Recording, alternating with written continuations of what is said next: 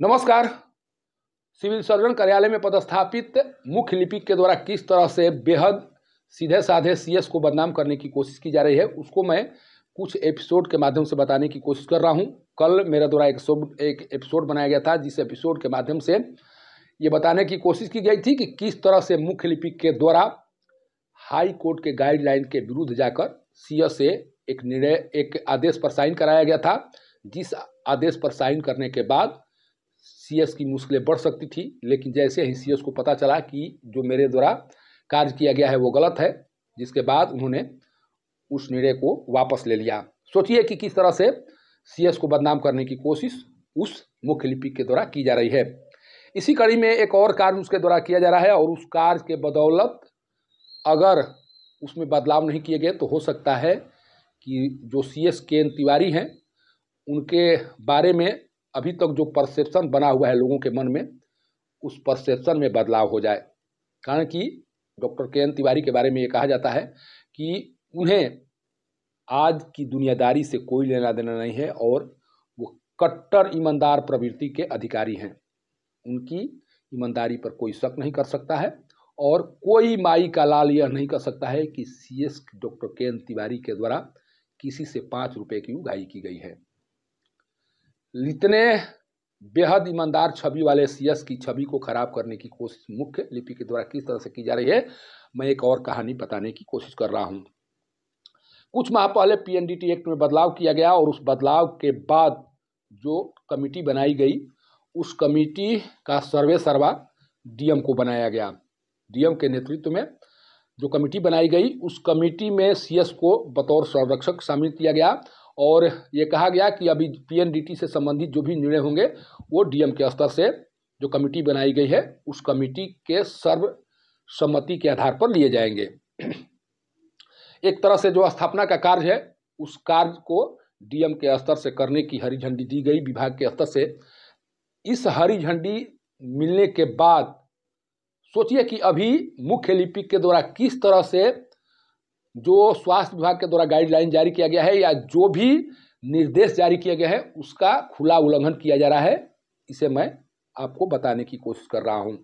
जब स्थापना का प्रमुख डीएम को बना दिया गया तो मुख्य लिपिक के द्वारा किस आधार पर पीएनडीटी का आवेदन अपने कार्यालय में एक्सेप्ट किया जा रहा है, इस बात को मुख्य लिपिक को बताना चाहिए, या जो सीएस डॉक्टर के तिवारी हैं उन्हें बताना चाहिए कि उनका लिपिक इस नियम में बदलाव के बाद किस नियम के तहत अपने कार्यालय में पीएनडीटी से संबंधित आवेदनों को एक्सेप्ट कर रहा है। कहा यह जा रहा है कि बड़ी संख्या में आवेदन उस कार्यालय में पड़े हुए हैं, और एक एक करके उस आवेदन को मुख्य लिपिक के द्वारा अपने यहाँ बटोर कर रखा गया है, और उसमें बार्गेनिंग करने की पूरी तैयारी मुख्य लिपिक के द्वारा कर ली गई है। अगर जब नियम में बदलाव कर ही दिए गए तो फिर लिपिक के स्तर से सीएस को यह क्यों नहीं बताया गया कि जो कार्य अभी तक सीएस कार्यालय में होते आ रहा है वह कार्य अब डीएम कार्यालय में होगा, और जो प्राधिकृत किया गया है कार्य के लिए वो डीएम कार्यालय है, न कि सीएस कार्यालय है।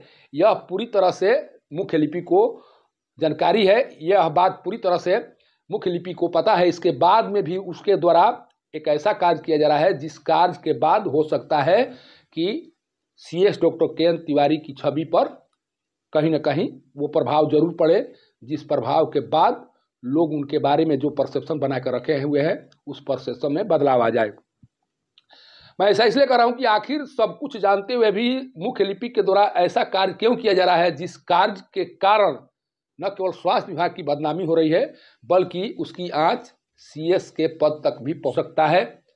ये मुख्य लिपिक के द्वारा क्यों नहीं सोचा जा रहा है। सोचिए कि पीएनडीटी एक्ट में बदलाव के बाद जो मुख्य लिपिक है उसे सब कुछ जानकारी है कि कहाँ आवेदन देना है, किसके पास आवेदन देना है, उस आवेदन को किस तरह से एक्सेप्ट किया जाएगा, किस तरह से कमेटी के द्वारा उस एक्ट के माध्यम से जो आवेदन पड़े हैं उस पर निर्णय लिया जाएगा।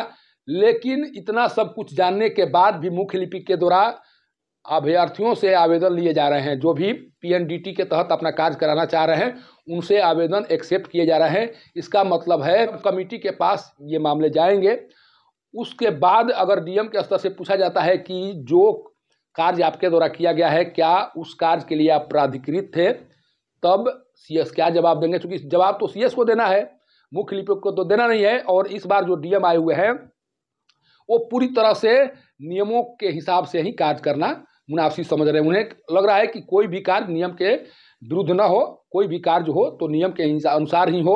और जब उनसे डीएम पूछेंगे कि आपको जब इसके लिए प्राधिकृत किया ही नहीं गया था तो फिर पीएनडीटी के लिए आवेदन आपके कार्यालय में क्यों एक्सेप्ट किए गए, इस बात का जवाब सीएस को देना होगा। लेकिन इन सभी बातों को जानकर भी मुख्य लिपिक के द्वारा एक तरह से सीएस डॉक्टर के.एन. तिवारी को बलि का बकरा बनाने की कोशिश की जा रही है और वो कोशिश अभी भी जारी है। सोचिए कि उसमें एसपी सदस्य हैं, ये संयोजक हैं, सीएस संयोजक हैं, जो अध्यक्ष हैं वो डीएम हैं। एक टीम बनाई गई है और उस टीम में जो गाइडलाइन जारी किया गया है वो साफ लिखा गया है कि कहाँ पर आवेदन देना है, किसके पास आवेदन देना है, किस तरह से पीएनडीटी एक्ट के तहत जो आवेदक हैं उनके आवेदनों पर निर्णय लेना है। ये सारे गाइडलाइन स्वास्थ्य विभाग के द्वारा जारी कर दिया गया है। इसके बाद भी मुख्य लिपिक के द्वारा अपने यहाँ आवेदकों से आवेदन लिया जाना ये कितना सही है, और क्या मुख्य लिपिक के द्वारा स्वास्थ्य विभाग के गाइडलाइन के विरुद्ध कार्य करके सीएस डॉक्टर के.एन. तिवारी की छवि को खराब करने की कोशिश नहीं की जा रही है। इसके माध्यम से क्या समझा जाए, या इस तरह के कार्यों से क्या समझा जाए कि वाकई में जो सीएस हैं उनका मुख्य लिपिक उनकी छवि को खराब करने की कोशिश नहीं कर रहा है। कुछ इस तरह का कार्य लगातार उसके द्वारा किया जा रहा है जिस कार्य के बदौलत जो छवि सीएस डॉक्टर के.एन. तिवारी की लोगों की नज़रों में बनी हुई है, कहीं ना कहीं उसके बाद लोग यह सोचना शुरू कर देंगे या लोगों को लगने लगेगा कि कहीं ना कहीं सीएस के सह पर ही मुख्य लिपिक के द्वारा इस तरह का कार्य किया जा रहा है। कारण कि जब डीएम निरीक्षण करने के लिए यहाँ सदर अस्पताल में आए हुए थे, उस दौरान उन्होंने जो भी अधीनस्थ अधिकारी या कर्मी थे उनसे कोई बात करना मुनासिब नहीं समझ रहे थे। वो उनका कहना था कि आप अधिकारी हैं, बिना आपके गाइडलाइन का इस तरह का कार्य हो ही नहीं सकता है, इसके लिए सीधे तौर पर आप जिम्मेवार हैं। और इसके लिए उन्होंने कई अधिकारियों को खरी खोटी सुनाने की भी काम किया था और खरी खोटी सुनाया भी था। सोचिए कि जब वहाँ पर आवेदन जाएगा, जब डीएम के द्वारा पूछा जाएगा कि आपने ये आवेदन किस आधार पर, किस नियम के तहत एक्सेप्ट किया, तब सीएस क्या जवाब देंगे।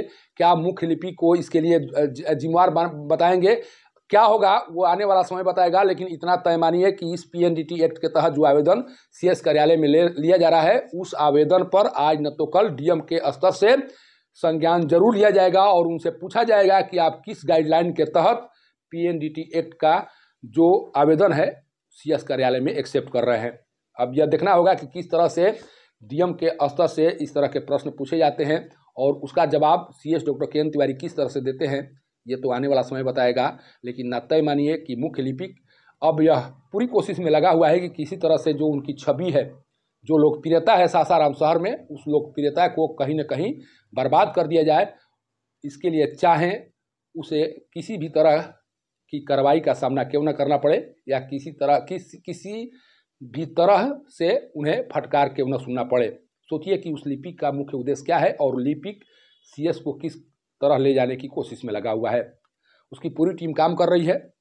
मुख्य लिपिक के इर्द गिर्द एक टीम काम कर रही है, जिस टीम के माध्यम से पहले भी सीएस डॉक्टर के.एन. तिवारी को बदनाम करने की कोशिश की जा चुकी है। पूरे हथकंडे अपनाए जा चुके हैं। अभी तक जो भी हथकंडे हैं उन हथकंडों को अभी तक अपनाया जा चुका है।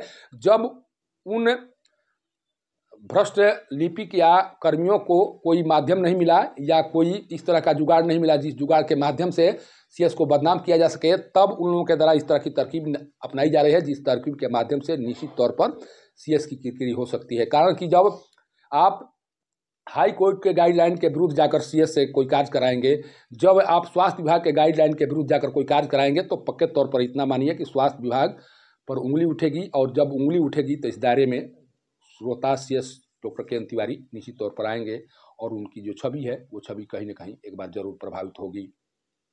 सासाराम से पब्लिक न्यूज के लिए सत्येंद्र चौबे की रिपोर्ट।